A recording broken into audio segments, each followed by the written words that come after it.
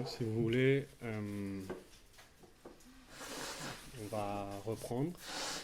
Et alors moi, j'aimerais vous parler un petit peu comme ça, en termes généraux, de ce qu'on pourrait appeler la politique des émotions ou la dimension politique de certaines émotions. Et plus concrètement, je vais le faire à partir d'un article que j'ai lu il y a quelques mois à propos de la solitude, donc de l'approche féministe sur la solitude. Euh, mais, disons, l'idée, c'est pas non plus de. Mon idée, c'est pas non plus de rentrer beaucoup dans le détail et que ça soit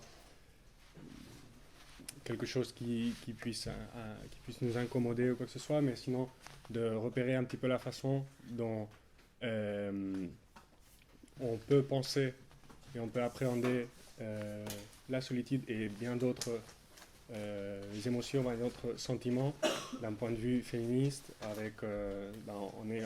en tenant compte de la dimension structurelle de ces émotions, des représentations que peuvent se véhiculer, qui circulent autour de ces émotions-là particulièrement, des corps qui sont moins affectés par ces émotions, etc. Donc c'est toutes ces choses-là. Et c'est plutôt, j'ai pas vraiment très envie de prendre l'article et voilà, suivre point par point, mais ce que j'ai fait, c'est plutôt penser avec l'article ou juste essayer de réfléchir ensemble à partir de cet article en concret. Donc, donc pourquoi politique des émotions? Parce que finalement, la manière dont nous qualifions les bons, les mauvais sentiments, on l'a vu par exemple avec le cas aussi de la domination adulte, la façon dont on qualifie les sentiments des enfants par rapport aux sentiments des adultes. Donc c'est tout un enjeu là, à travers, donc qui tourne autour de la question de savoir quels sentiments sont susceptibles et sont intéressants pour certains et quels sentiments ne sont pas intéressants pour d'autres. Et ça a à voir, bien évidemment, avec la façon dont nous décrivons les espaces, les situations, les institutions, nos relations, etc. Donc, bon, l'article, je vais noter le nom. Bon, l'article, le titre est assez. Le titre, c'est Loneliness is a Feminist Issue. Assez clair. Et l'autrice, c'est.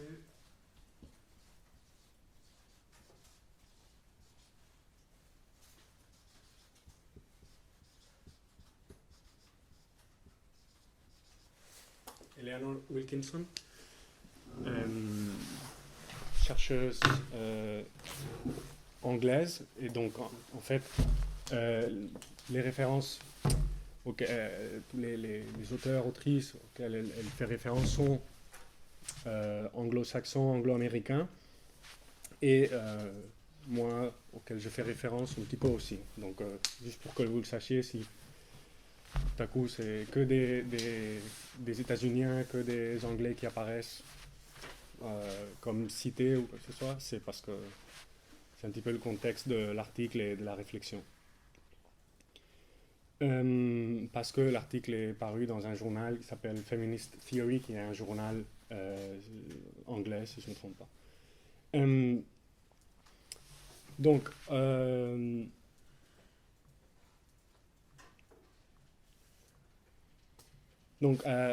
l'intention, c'est ça, c'est de comprendre un petit peu la complexité qu'enferme cette émotion en particulier, mais en tenant compte du fait que, en comprenant cette émotion, on peut aussi, ou l'idée, c'est à partir de cette émotion de comprendre d'autres sentiments, d'autres mauvais sentiments en quelque sorte qu'on appelle comme ça, ou des sentiments désagréables, comme pourrait être la colère, etc. etc. J'utilise ces termes de mauvais sentiments, sentiments désagréables pour faire référence au travail de Sian Negai qui est cité dans l'article et qui a un livre qui s'appelle Ugly Feelings, tel quel. Et ça y est. Et petite note de bas de page, c'est quand même intéressant que comment fonctionnent un petit peu les logiques de citation dans l'académie. C'est pas la première personne qui aura sûrement parlé de sentiments désagréables ou mauvais sentiments, mais en anglais, si on veut dire ugly feelings, pour la citer. En quelque sorte, l'académie. Et alors, par exemple, au début de l'article, il y a plusieurs questions qui apparaissent comme ça pour contextualiser. Je vais les nommer très rapidement. Par exemple, si on fait référence au travail de Sarah Ahmed, quelle est cette solitude que pourrait ressentir la féministe Killjoy quand elle dénonce les formes existantes d'oppression, de discrimination? Qu'est-ce que donc peut signifier d'être une personne politisée et en quoi cela peut entraîner de l'isolement, de l'aliénation? Quelle peut être par exemple la relation entre suprématie blanche et solitude? Si nous affirmons que la solitude est à la fois individuelle et systémique, quelle peut être la relation ou les relations entre ces deux niveaux d'analyse? En référence par exemple aussi au cours que Si a proposé, quelles formes de solitude sont aussi créées par le capacitisme, par le validisme, par d'autres rapports de pouvoir, par d'autres systèmes d'oppression? Et faut-il par exemple éviter la solitude à tout prix? Par là, c'est pas de commencer un débat comme tel, mais c'est un petit peu de remettre, juste en posant la question, on remet un petit peu en cause l'idée selon laquelle la solitude, parce qu'elle serait comme une forme de maladie sociale du XXIe siècle, devrait pouvoir se guérir ou devrait être guérie en quelque sorte. Devrait faire l'objet de politiques gouvernementales de type plutôt biopolitique.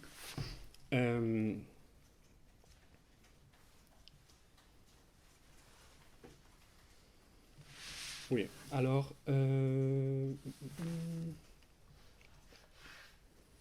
donc, comme je disais, je commencerai par une partie plutôt de regarder ou de juste partager ensemble des idées de possibles représentations qui véhiculent l'idée de solitude, et puis après, on parlera de la dimension plutôt structurelle, qui en fait sont tous les deux ensemble.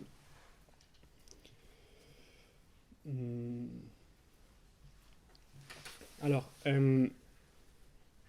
l'article est en anglais et c'est intéressant parce qu'en fait, en anglais, on peut faire la différence entre loneliness et aloneness, qui n'est pas la même chose en fait. Et en français, on ne peut pas faire cette différence. Donc, c'est pas la même chose, et c'est intéressant aussi de le noter. C'est pas la même chose d'être, en anglais, d'être lonely que d'être alone. Lonely, la solitude en tant que lonely, soi-disant, est de l'ordre de sentiments, des émotions, et c'est quelque chose de plutôt subjectif, et ça vient au moment où on sent qu'on est moins connecté au reste, ou qu'on n'est pas si connecté comme on voudrait au reste aux autres. Mais le problème, c'est que, et c'est là ce qui est intéressant de voir comment ces deux termes vont très souvent ensemble, c'est que quand on pense et on parle de solitude, les représentations qui circulent et qui nous viennent à l'esprit sont souvent principalement de personnes, par exemple, qui vivent seules, des personnes célibataires, des personnes séparées. C'est-à-dire que dans le discours général, on aura tendance à penser que ces personnes qui vivent seules ont plus tendance à se sentir seules. Vous voyez là, je ne sais pas si vous... ou que le fait d'être célibataire ou le fait d'être séparé fait qu'en soi, on puisse se sentir plus seul qu'en étant en couple. En couple, oui. Donc, si déjà, quand on pense dans la solitude, ce qui nous vient plus à l'esprit, c'est ces personnes âgées, par exemple, qui vivent toutes seules, ces personnes qui sont séparées, c'est parce que on continue de penser, en termes généraux sociaux, le couple et la vie en famille comme nos liens sociaux les plus importants. Et ça revient aussi un petit peu, ça fait le lien avec la domination adulte, la question de que par exemple, le lien social le plus important des enfants serait la famille, qui n'aurait... et on pourrait dire que les enfants, en quelque sorte, mènent aussi très souvent une vie solitaire s'ils n'ont pas avec qui se relationner au-delà de la cellule familiale. Et donc que le couple, que la vie en famille constitue comme une sorte de structure de sentiments, de structure à partir de laquelle on pense les sentiments du reste, en voyant s'ils sont pas en couple, s'ils ont ou pas de famille, etc., quel lien ils ont avec la famille, etc.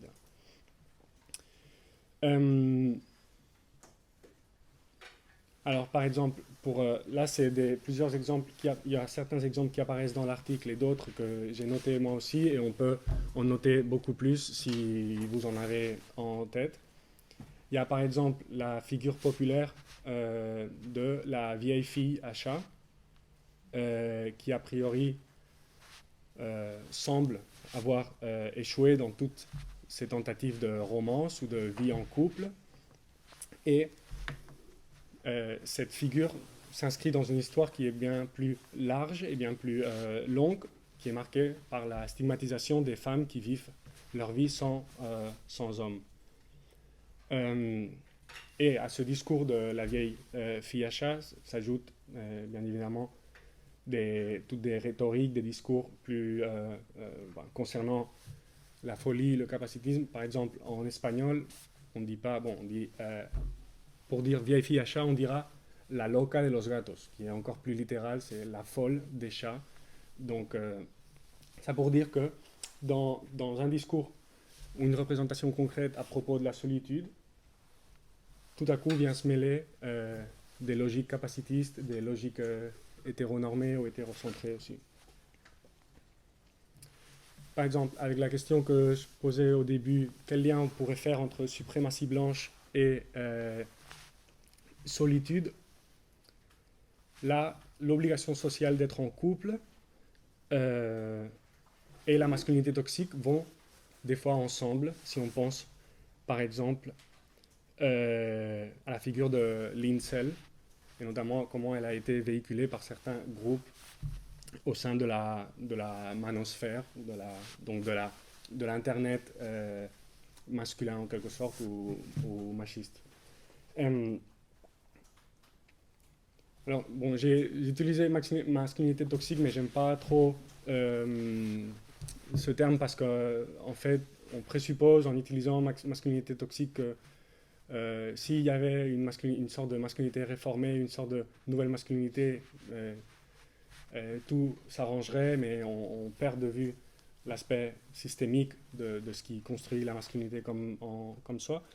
Mais en tout cas, la figure de l'incel a été introduite dans les discours populaires, au sein des cultures en ligne misogynes, à partir du fait où il y avait des adolescents, des hommes qui se sentaient seuls, donc pas nécessairement, qui n'étaient pas nécessairement alone, mais qui se sentaient lonely, et qui se sont commencés à se définir en tant que célibataires involontaires. Et là, il y a comme à partir de se nommer célibataire involontaire, il y a un retournement de la question où ce qui se joue maintenant, c'est une guerre contre les femmes en quelque sorte, comme le définit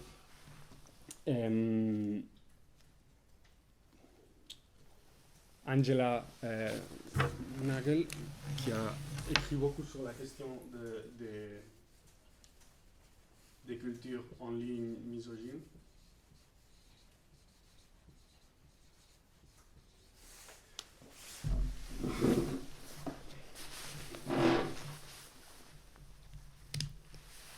Et guerre contre les femmes, par là, ce qu'elle entend, c'est que dans ces communautés en ligne misogynes, le féminisme est compris comme une forme de violence dirigée contre les hommes, comme si, en quelque sorte, réclamait la fin de tout un système, une série de rapports de pouvoir qui fabriquent, qui façonnent les hommes, la catégorie d'hommes telle qu'on la connaît, c'était en fait en finir avec les hommes tels que... Et c'est là qu'on peut faire le lien avec la question de la suprématie blanche en tant qu'elle se construit en rapport avec ce danger du gender ideology, etc., aux États-Unis notamment, par exemple. On l'a vu avec l'assaut au Capitole, et il y avait énormément de personnes qui faisaient partie de ces subcultures, soi-disant misogynes sur Internet et tout, donc les liens peuvent être tissés. Et en fait, ça revient à dire que la survie des hommes, en quelque sorte, la survie des hommes, la survie de la nation, la survie, reposerait sur la fin du féminisme ou sur la fin des luttes pour l'égalité, pour la justice sociale au sens plus large. On pourrait aussi inclure dans ces représentations de la solitude la croyance en une sorte de malheur féministe, c'est-à-dire le mythe selon lequel les féministes sont féministes parce qu'elles ne savent pas être joyeuses ou parce qu'elles sont des lesbiennes, des mal baisées, etc. Donc c'est toutes ces représentations qui véhiculent aussi tout un imaginaire hétéronormé, hétérocentré.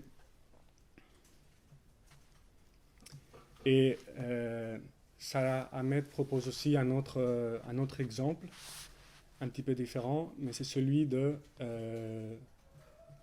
l'enfance queer,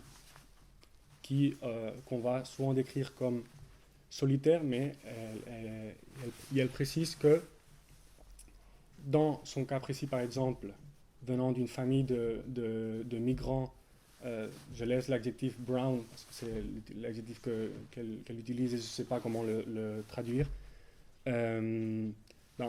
Dans ce cas-là, on s'attend à ce que la famille soit, comme telle, plus oppressive ou moins tolérante, moins solidaire, dans le cas de ces jeunesses queer brown.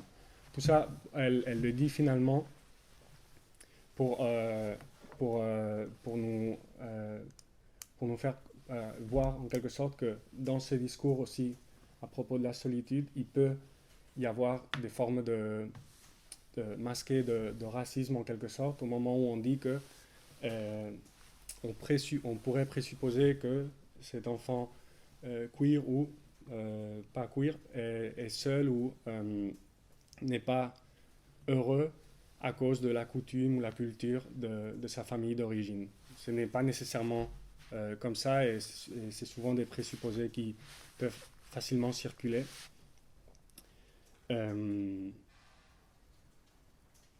Voilà, comme si la question dans ce cas, la question d'être joyeux ou pas passait par le fait d'appartenir à une culture, à une autre, d'avoir certaines coutumes ou pas. Donc, à travers, je ne sais pas si vous avez il y a d'autres exemples qui vous viennent à l'esprit ou pas. C'est ce que j'ai noté, et je ne sais pas non plus si vous êtes complètement d'accord ou pas. Je sais pas, c'est plus, j'ai envie de... Vous voyez, c'est pas non plus hyper structuré parce que j'avais pas envie. J'ai pris un article et j'ai commencé à réfléchir à partir de là. Donc je sais pas si... Ouais, sur la question de l'enfance queer, parce que du coup, j'ai bien compris le fait qu'il y ait des présupposés racistes sur le fait de supposer que les enfances queer sont plus difficiles dans les familles racisées que dans les familles blanches. Et j'imagine que c'est hyper vrai. Enfin, que ce sont des présupposés racistes. Mais du coup, la question de l'enfance queer, mais même je pense de la solitude chez les enfants, ça reste une question qui est hyper intéressante, je pense, et qui a exploré, en tout cas. Je pense que ça l'est assez, mais j'ai l'impression qu'effectivement, le sentiment de solitude est très fort chez certains enfants queer, et même chez les enfants de manière générale. Oui. Non, non, et en fait, en disant ça, l'intention, c'était pas de dire, voilà, non, l'enfance queer n'est pas solitaire ou ça n'a aucun sens de la nommer comme ça. C'était juste en prenant un des exemples que prend Sarah Ahmed de voir que elle a souvent rencontré ces discours-là envers son enfance, par exemple, où on lui disait que elle aurait sûrement eu une enfance plus malheureuse ou quoi que ce soit. Et donc mais c'est tout l'exercice que fait Sarah Ahmed dans ses livres, c'est qu'elle va démonter tous les petits présupposés qui vont avoir ce racisme implicite. Mais oui, c'est évident qu'il y a plein de liens à faire entre solitude et enfance. Et là, par exemple, juste avant, j'ai pris un par hasard. Là, journal d'un parent libertaire, et juste là, il y a le mot solitude qui apparaît et qui est aussi intéressant. C'est donc cette brochure raconte mon expérience, celle d'un papa libertaire face à tous les aspects de la petite enfance dans un monde capitaliste, et s'ensuit face aux difficultés et à l'isolement auquel on est confronté en tant que parent dans un milieu urbain occidental, mais on peut dire en tant que parent, en tant qu'enfant aussi. Donc,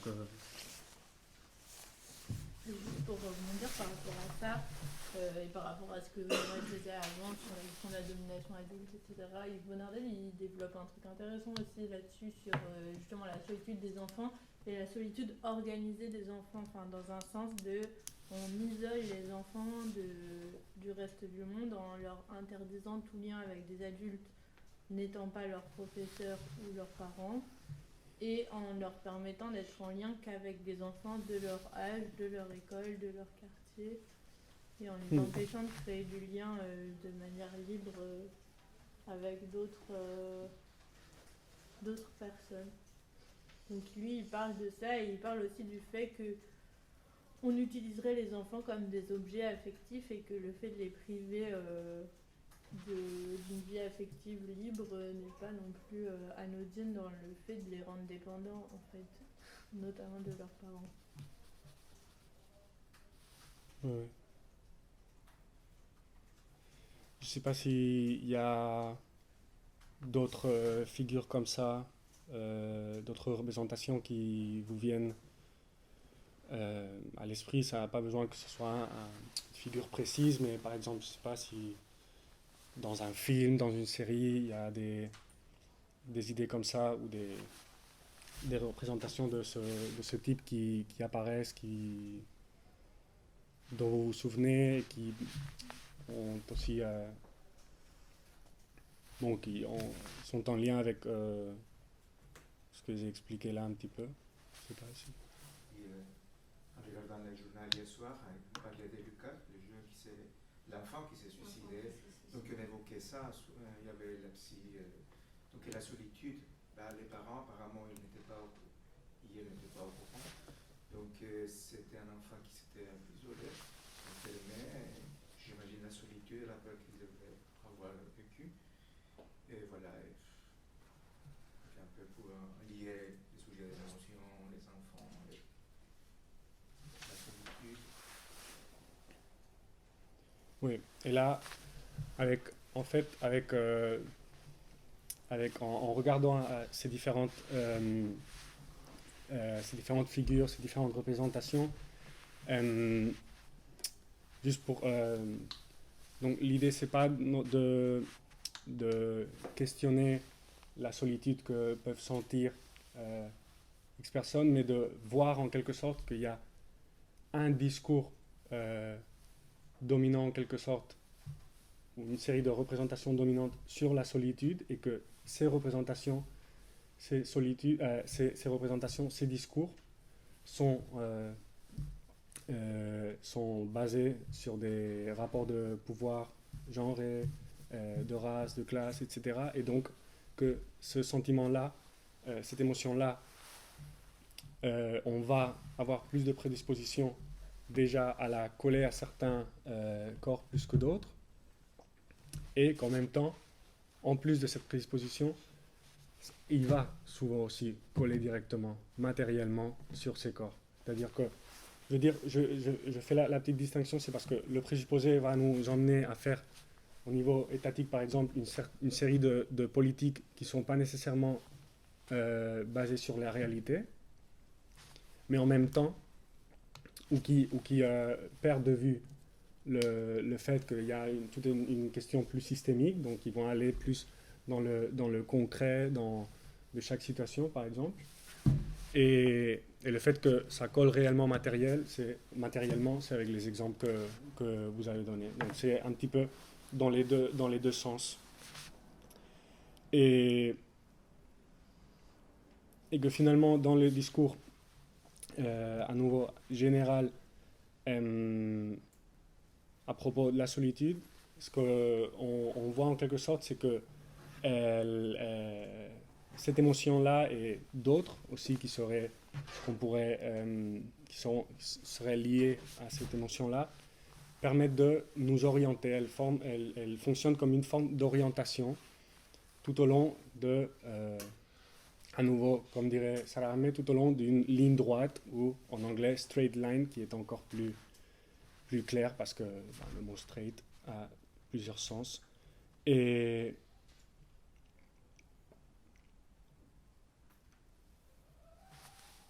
donc que finalement l'hétérosexualité obligatoire est à la fois dans ce sens un système de circulation de direction des corps, d'orientation des corps, et un système aussi de soutien, une structure des émotions. C'est ce que je disais, c'est-à-dire que dès qu'on est hors de ce système-là, hors de l'hétérosexualité obligatoire et bien d'autres systèmes d'oppression, on ressent plus facile, il est plus facile de ressentir toute une série d'émotions qui sont basées sont comme la pointe de l'iceberg de ce système-là.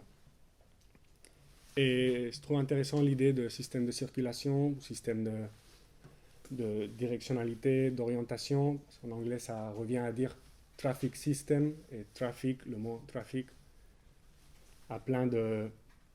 ça relie à plein de sujets, d'investigations qui ont été faites.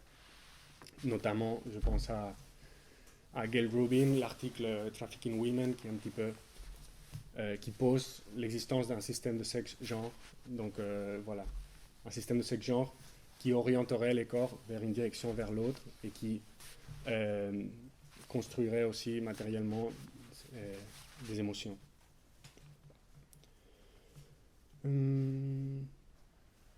Et aussi il y a le fait de dire que finalement, si la solitude, si cette émotion en particulier nous oriente vers l'idée d'avoir une vie heureuse, une vie joyeuse, etc., le fait comme tel, de l'avoir, ne présuppose pas le fait qu'on puisse se sentir aussi déconnecté du reste. Donc c'est un petit peu l'idée de Lauren Berlant, non, de Cruel Optimism, c'est que souvent on peut être attaché à certains sentiments, à certains idéaux, et tout à coup, quand on se rend compte qu'on ne pourra pas y parvenir, alors il y a toute une série d'émotions, de sentiments qui apparaissent aussi. Et donc là, c'est toute une série de représentations plutôt au niveau concret, c'est-à-dire de construction de figures précises, de discours. Et après, il y a d'autres représentations plus générales ou plus structurelles, comme serait par exemple celle on pourrait parler, ou on parle souvent depuis quelques années, d'une épidémie de solitude, ou comme je disais au début, d'une sorte de maladie du XXIe siècle.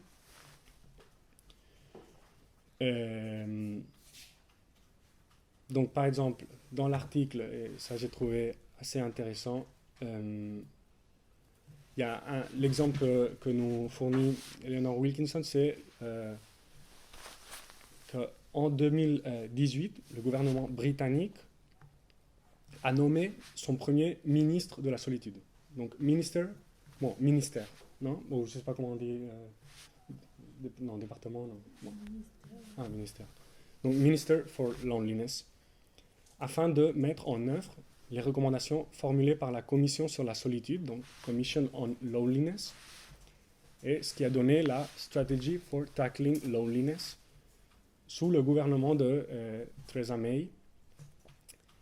Donc on dirait plutôt qu'on est dans un épisode de Black Mirror, mais ça a vraiment eu lieu. Et Theresa May qui a, au moment voilà, quand ils ont présenté publiquement la stratégie for tackling loneliness, à un moment, elle a affirmé Loneliness is one of the greatest public health challenges of our time. Donc on construit à nouveau la solitude comme une sorte de problème général biopolitique qui demande une action gouvernementale et qui demande en quelque sorte d'être guéri. Un autre exemple différent, c'est celui de... là, je parle en Catalogne, il y a tous les ans, la télévision publique organise, ils appellent ça la marathon, c'est un marathon de programmes qui dure plusieurs jours et qui normalement sont destinés à recollecter de l'argent pour après destiner cet argent à des causes concrètes. Et chaque année, le purpose, pas dire, mais la cause pour laquelle on collecte de l'argent change. Donc, on va collecter de l'argent une année contre le cancer, etc. Et je m'en souviens, il y a eu une année où on a recollecté l'argent pour combattre la solitude, aussi à nouveau. Donc, je ne sais pas trop qu'est-ce qu'ils ont fait avec cet argent et quelles sont les mesures qu'ils ont appliquées, mais on a été, parce que c'est un truc qui dure comme une semaine, donc c'est vraiment une semaine où c'est marathon, tous les programmes ne parlent que de ça, et on a été bombardés constamment avec des témoignages, etc. Mais à nouveau, toute la machine hétérosexuée, hétéronormée, on la voyait en fonctionnement parce que tous les témoignages étaient vraiment en lien avec tout ça.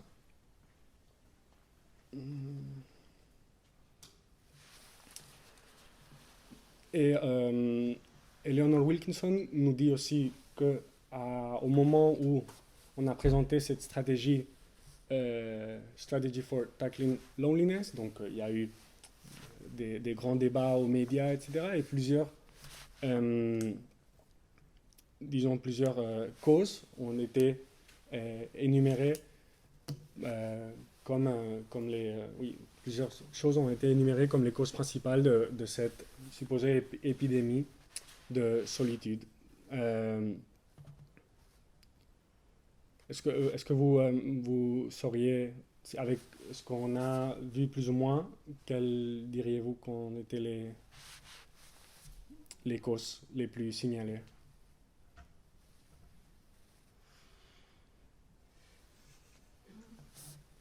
Je suppose qu'il y a un truc comme genre la déchéance des familles, le fait que les enfants ne soutiennent plus leurs parents, vieillissants, tout ça. Oui, par exemple, ou disons au sens général la déstructuration de la famille nucléaire. Donc,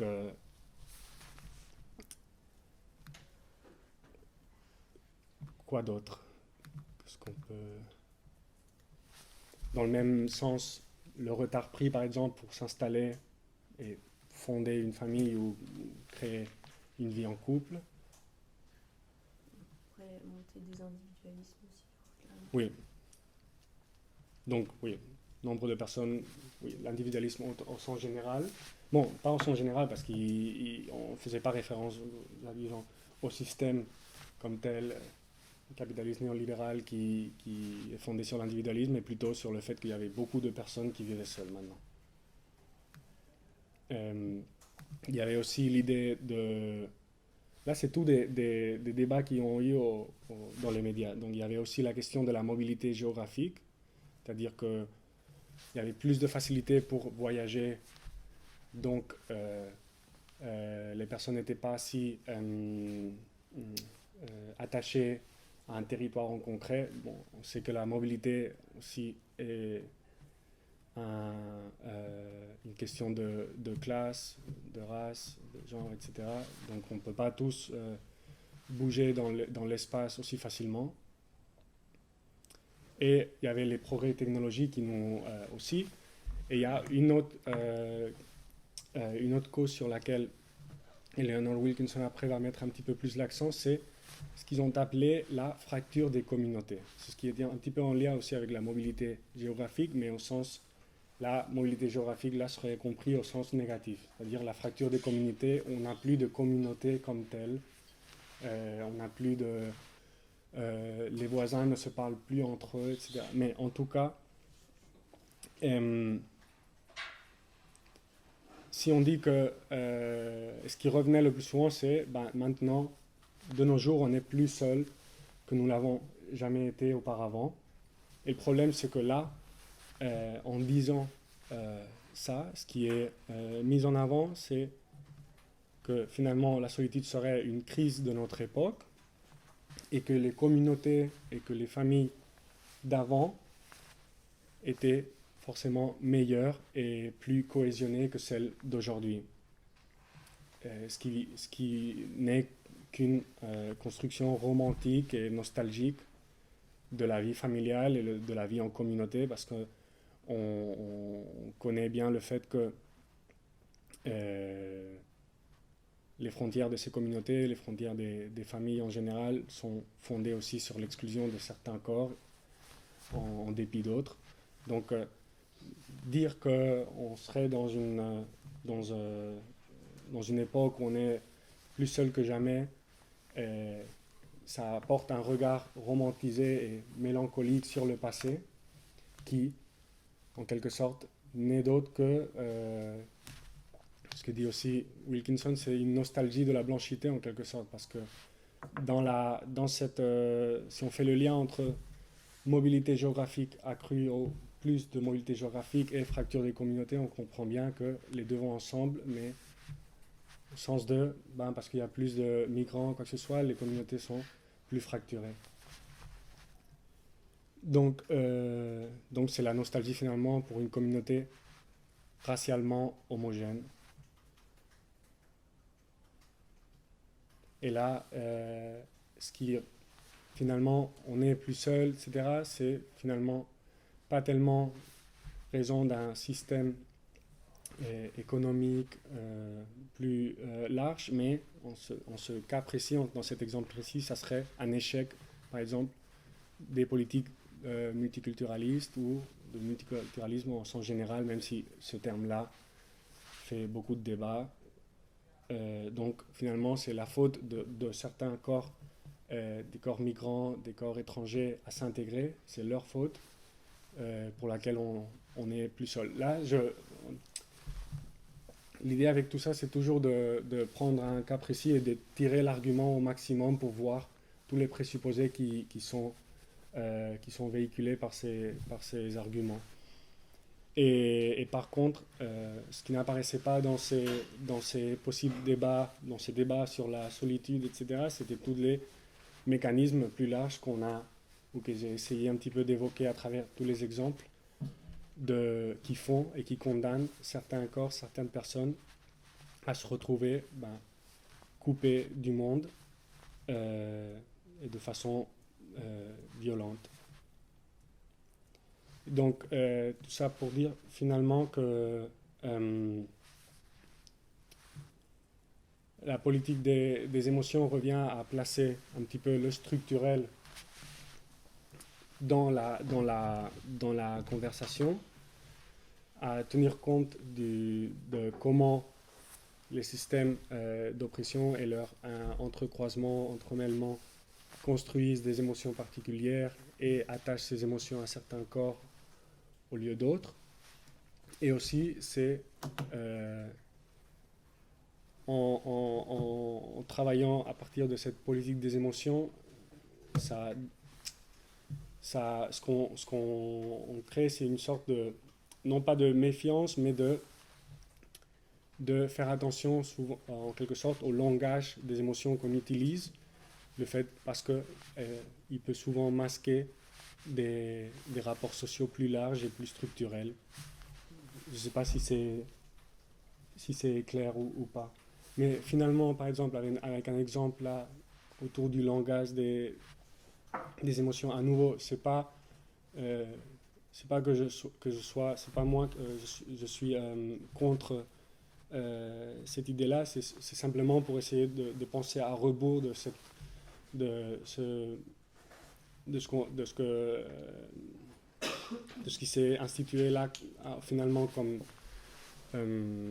idée fixe. C'est si on parle par exemple et on utilise les politiques de care, c'est aussi de voir en quelque sorte quelles émotions ou quel corps on considère plus susceptible de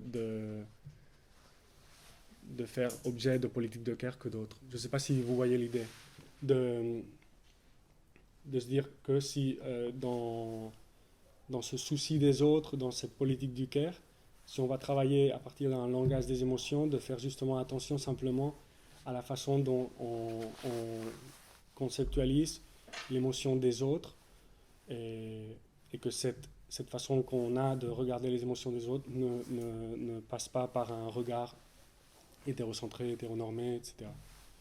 Je ne sais pas si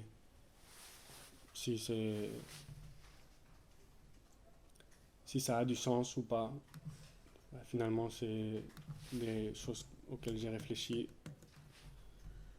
chez moi et on ne sait jamais si après ça a du sens ou pas. Non, mais c'est vrai. Ce que je trouve super intéressant, c'est que là, ce que tu abordes, c'est que la solitude, c'est un nouveau moyen de contrôle des corps et des populations. Et en fait, c'est hyper intéressant parce que moi, j'ai l'impression que de fait, il y a vraiment des sentiments de solitude qui sont partagés par pas mal de gens, notamment par les personnes qui sont opprimées d'une façon ou d'une autre. Et qu'en même temps, cette solitude-là, c'est aussi je trouve que c'est aussi un moment qui peut permettre de s'organiser. Enfin, justement, genre, là, tu parlais de la question est-ce qu'il faut lutter contre la solitude ou pas. Et c'est aussi un outil qui peut permettre de dire ah voilà, nous faisons face, nous sommes pas encore face à de la solitude. Pourquoi? C'est bien parce que structurellement, on est exclu de la société, aussi parce qu'on est dans une société ultra-libérale qui fait qu'on est hyper isolé. Et comment on peut utiliser cet outil, comment est-ce que ça peut devenir un outil pour pouvoir s'émanciper, pour pouvoir reconstruire du lien social. Et du coup, je trouve ça assez intéressant, c'est pas tant un paradoxe, mais c'est qu'en même temps, c'est à la fois quelque chose qui est utilisé contre les populations et qui en même temps... je pense qu'il y a une possibilité de réappropriation de ça et que c'est fait, que c'est ce qui est fait par certains collectifs ou d'autres, par exemple, s'organiser en collectif ou des choses comme ça. Et il y a là, j'y pensais aussi en relation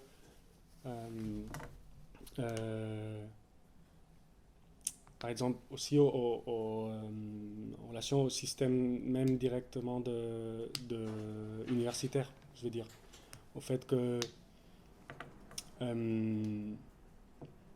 on est souvent amené à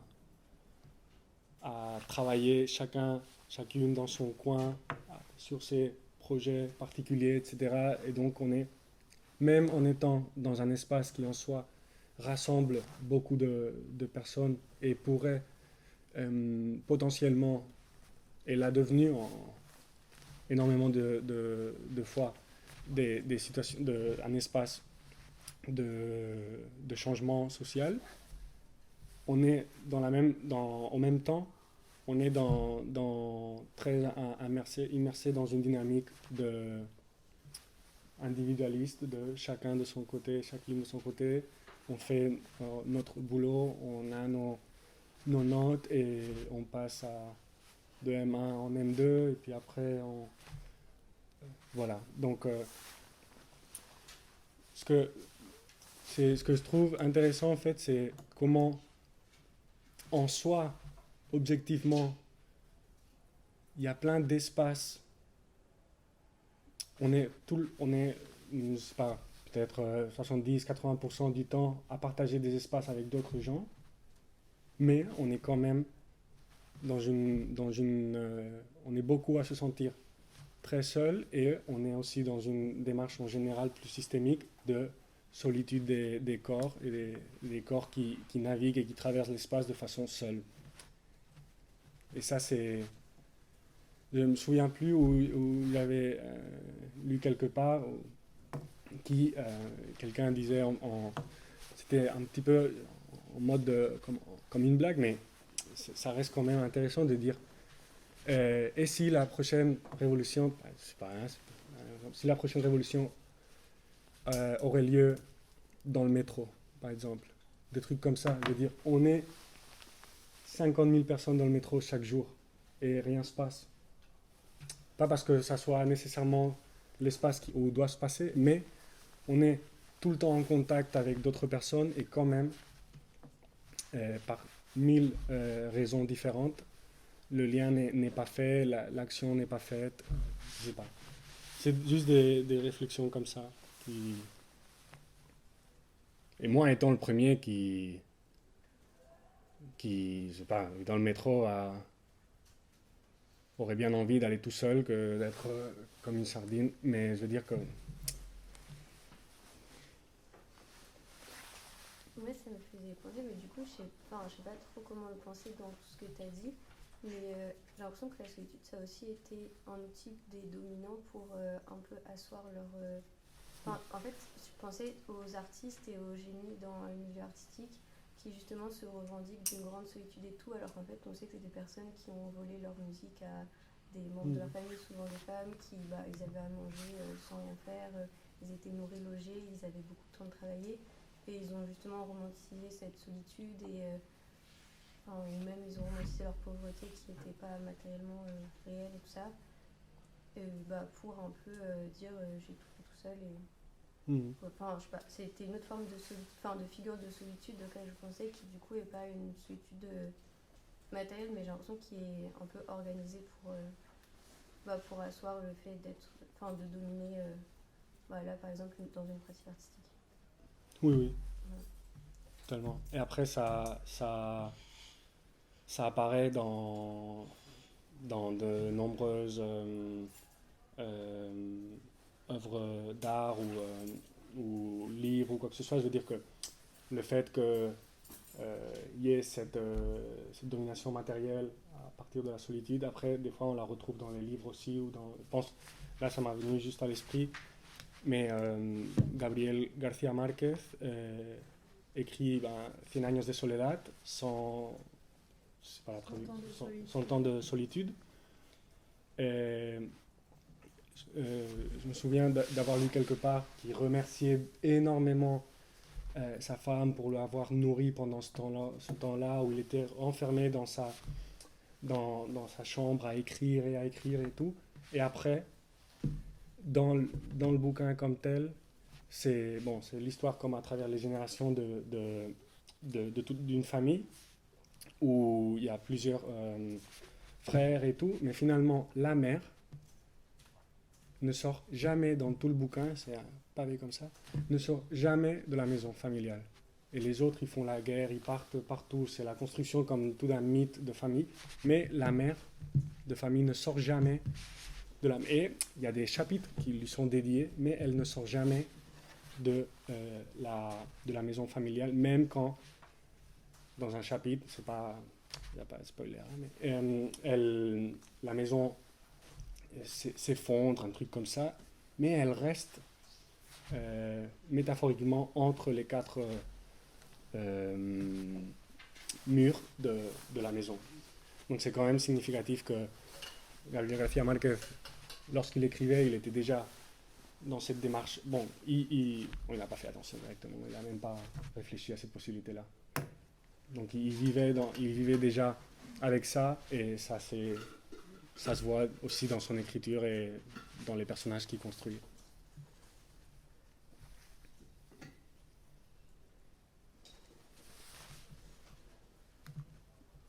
Je ne sais pas si si vous avez je sais pas, d'autres commentaires, d'autres questions, quoi que ce soit. Et oui. Juste pour résumer cette question sur la politique de la solution, je pense que c'est aussi intéressant de penser sur quelle est la relation entre les langues seules d'un côté et la solitude de l'âme seule et la solitude queer et cette lien émotionnel entre les deux, mais bien sûr politiquement vraiment dépassé.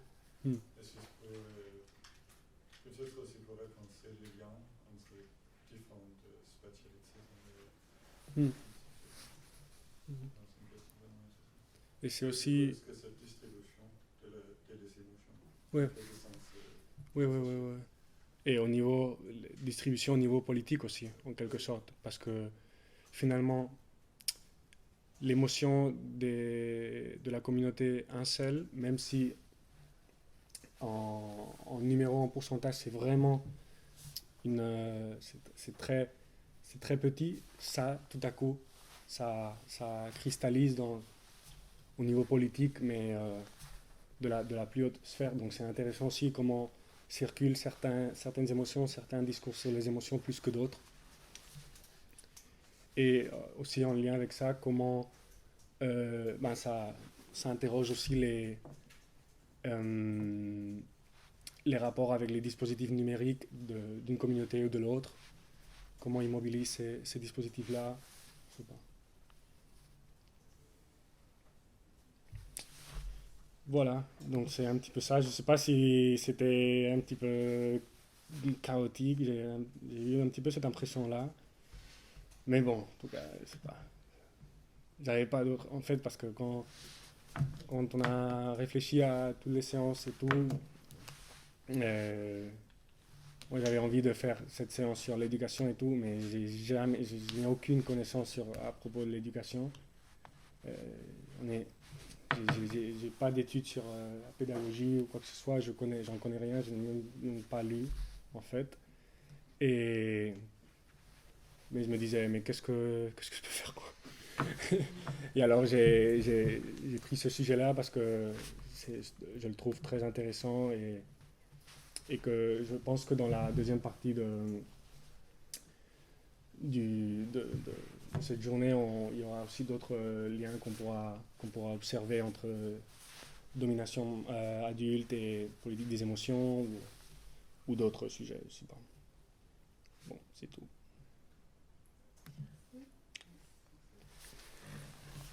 C'est le bouton rouge.